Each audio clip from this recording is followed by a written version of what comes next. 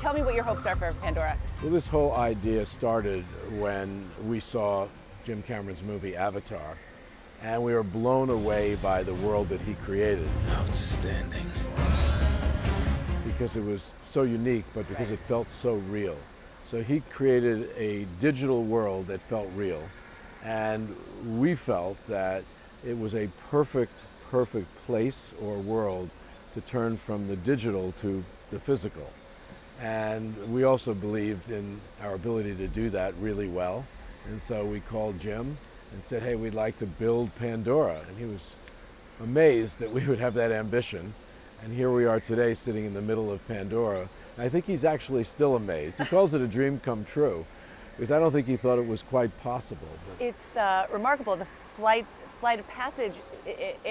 There's really no way to describe it. It's not a traditional ride. It's also not a movie experience. I mean, how would you describe it? I think Flight of Passage is the most advanced ride or e-ticket attraction that we've ever created. Obviously, what we tried to do was to simulate real flying through the world of Pandora.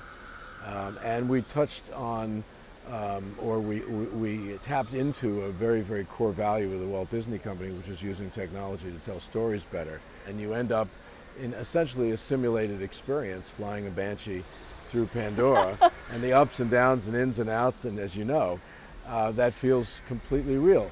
And I think it's an exceptional sensory experience, and you can do it again and again and discover more each time. It is so rich, so textured. I know that park attendance was up 4% in the first quarter.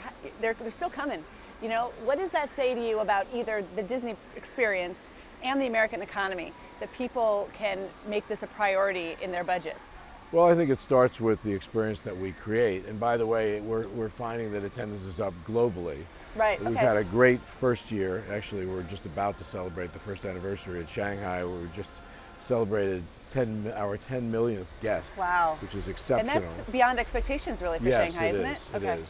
And we're doing quite well, actually, in Paris and in Hong Kong and in Tokyo, and here in the States, in Orlando and in California. We've had a great year. I think we create great experiences for people. They're memorable in nature, whether people have experienced them already or whether they've never experienced them. They love coming here. Word of mouth is great. And of course, we mine all of the great intellectual property and storytelling that the company now has to create places like Pandora. And that's a tremendous advantage for us.